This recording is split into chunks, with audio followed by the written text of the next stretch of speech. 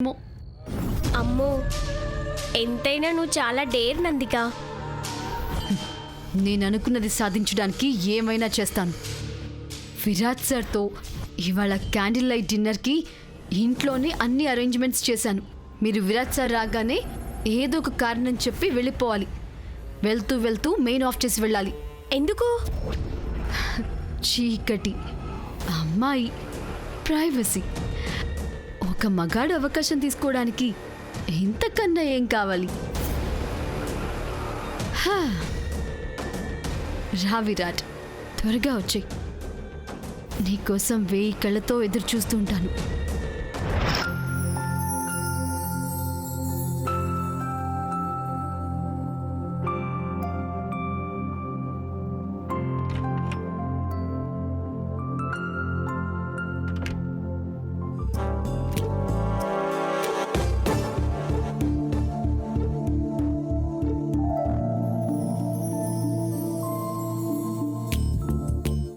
ఎక్కడికన్నయ్య బట్టలు సర్దుకుంటున్నా?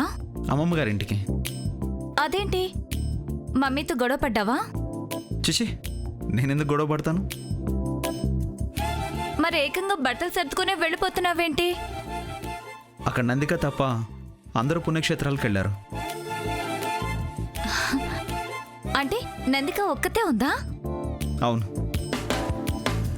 తోడుగా ఉండమని అమ్మమ్మ గారు చెప్పెళ్ళారు. అవునా? అయితే నేను వస్తానన్నయ్య. హ్యాపీగా ఎంజాయ్ చేయొచ్చు. రా, వెళ్ళి నువ్వు బట్టలు సర్దుకో. థ్యాంక్ యూ అన్నయ్య. మమ్మీ, అన్నయ్య నన్ను నందిక వాళ్ళ ఇంటికి తీసుకెళ్తానంటున్నాడు. వెళ్తాను మమ్మీ. వెళ్ళు, నీ బట్టలు కూడా సర్దుకుందు గాని పద.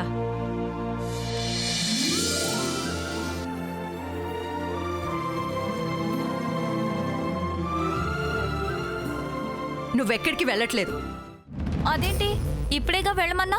నేను అబద్ధం చెప్పాను. ఎందుకు? విరాట్ ముందు నిజం చెప్పడం ఇష్టం లేక. నిజమేంటి? నువ్వు నందిక బెస్ట్ ఫ్రెండ్సే కదా? అవును. నందిక విరాట్ ని డీప్ గా లవ్ చేస్తుంది కదా? అన్నయ్య అంటే పడి చచ్చిపోతుంది. నీ బెస్ట్ ఫ్రెండే ఈ ఇంటికి వదినగా వస్తే నిన్ను బాగా చూసుకుంటుంది కదా? మమ్మీ, విరాట్ ని బాగా ఇష్టపడే అమ్మాయి పెళ్లి చేసుకుంటే లైఫ్ లాంగ్ చెప్పినట్టు వింటుంది. అందుకే నందికని సెలెక్ట్ చేశాను. కానీ అన్నయ్యకి పెద్దగా ఇంట్రెస్ట్ ఉన్నట్టు అనిపించడం లేదు మమ్మీ. ఇప్పుడు ఒక్కడే వెళ్తే ఆ ఇంట్రెస్ట్ అదే క్రియేట్ అవుతుంది. నువ్వు వెళ్తే వాళ్ళిద్దరూ ఫ్రీగా మాట్లాడుకోలేరు, ప్రైవసీ ఉండదు. అవునా? నిజమే మమ్మీ.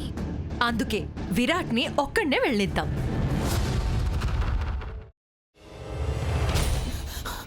నువ్వు ఇంకేమన్నా చెప్పాలా? ఇంకేమన్నా అబద్ధం చెప్పాలనుకుంటే చెప్పేయి. నేను చూడాలనుకుంటున్నాను నన్ను మోసం చేయడానికి నువ్వు ఎంత నీచానికి దిగజారగలవు అని. ఎందుకు ఆలియా, ఎందుకు నువ్వు ఇలా చేసావు? నీకు తెలుసు కదా, నానమ్మ తర్వాత నీ ఒక్కదానిని కదా నేను పూర్తిగా నమ్మేది. ఏమన్నావు నువ్వు? ఈ మధ్య అన్నిటినీ మర్చిపోతున్నావా? అది చాలు. వాటిలో ఉన్న శక్తి విషయాన్ని గ్రహించి మనకు వివరిస్తాయి.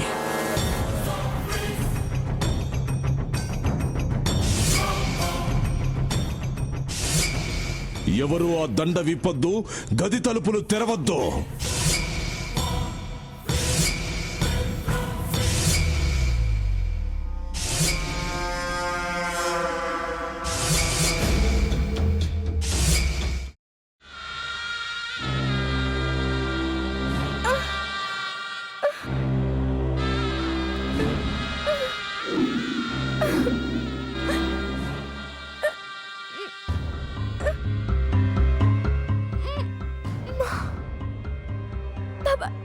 వద్దు బాబాయ్, నేను చేయొద్దు బాబాయ్, ప్లీజ్ బాబాయ్.